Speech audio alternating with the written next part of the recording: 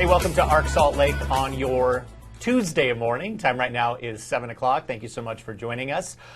Did you feel the heat over the weekend? There was certainly a lot in terms of heat, especially that July 4th holiday. Right now, I want to talk about what's upcoming in the weather. So I have meteorologist Jill Margetts joining me here in the podcast room.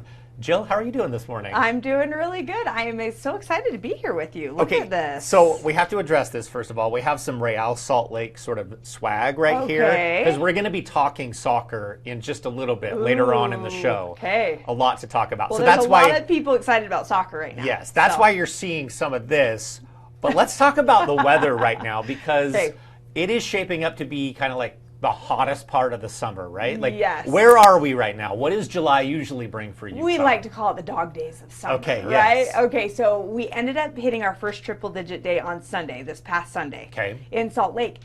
It actually came a little later this year than we've seen it in the last 7 years. So July 6th is an average of when we should see our first triple-digit day, and we saw it on July 5th. So we're right on track with kind of a normal, triple-digit summer.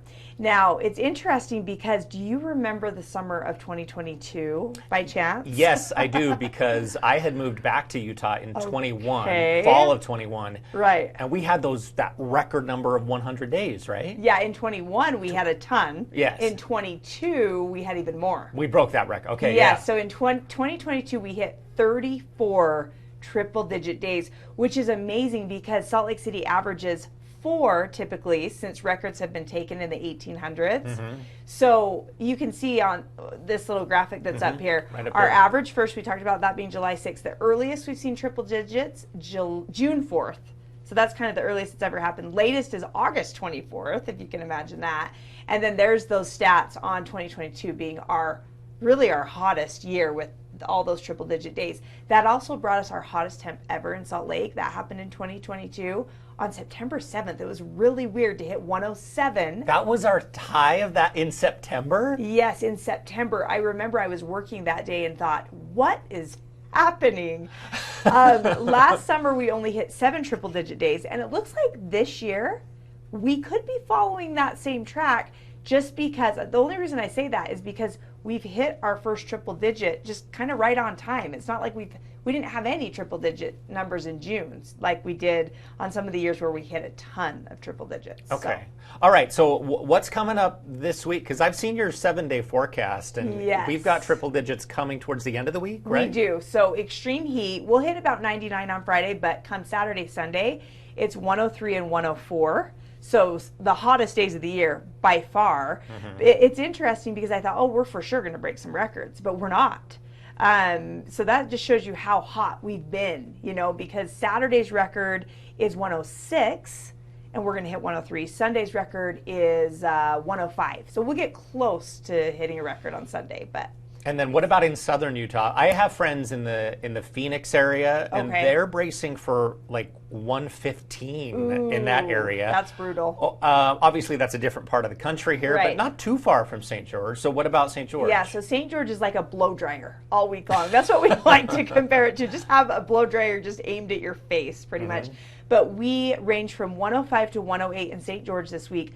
Plus, it's just a constant breeze, so the fire danger is up in that area as well. Okay, let's talk about monsoon season. Okay. I've already experienced a few now here in Utah, right? But how is it shaping up for this season? Because I know it can be a double-edged sword. We like the moisture, but it can also bring lightning during thunderstorms. Lightning, which would mean high fire danger. But I think one of the bigger concerns this year is the monsoon rains affecting some of the burn scars that we have, because we've had so many fires in Utah so far.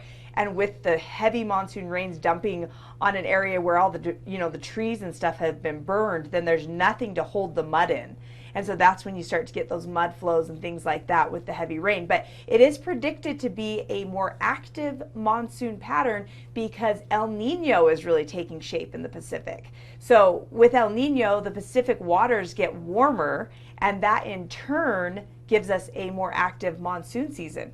It's also interesting because it's forecasted that the Pacific will have more hurricane activity this year, and that also translates into some of that moisture coming up into Utah, with the monsoon rains. And Okay. so you could get, in 1 or 2 storms, a whole summer's worth of rain.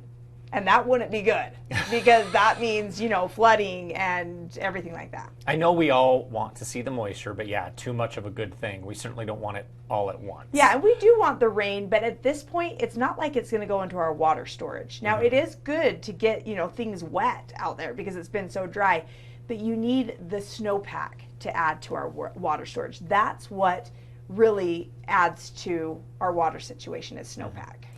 Do we have any sense of how much rain we're going to get? Like, what will the monsoon season be like? Do we have a sense that it is going to be good? Yeah, right now, the seasonal outlook. So they put out this map that's a seasonal outlook. So for like July, August, September, and those are traditional monsoon months. And right now it's trending above normal.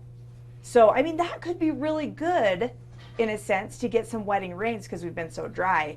But at the same time, it will just kind of depend on how heavy is the rain in one spot. Do those thunderstorms move quickly past? If they don't and just kind of train in the same spot, that's when you get flooding issues. And I know on 2 News this morning, we had already done a story of people in Eureka. They live near the iron fire. Their community was evacuated.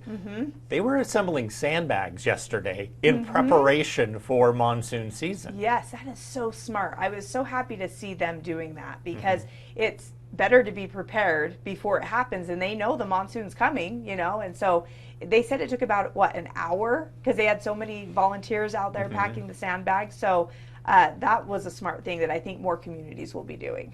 And I know that in years past, sometimes the years bleed together, but in the town of Stockton, they had some wildfires over the past couple years, and when the rains came, we got mudslides right into the town. I remember covering some of those. Right, and so that's exactly what can happen. Like I mentioned, when you don't have the tree structure and the bush structure because it's all burned, what do you have left? It's like open land. So you get all that rain on that burn scar, and then that's when you're concerned about the flooding and the mud flows. What do you like most about forecasting weather in Utah? It's a fun part of the country, right? It is. In terms of weather? I love all 4 seasons. I love that I don't have to track tornadoes because I did that early in my career, and which was, kind of fun. Yeah. But at the same time, not fun.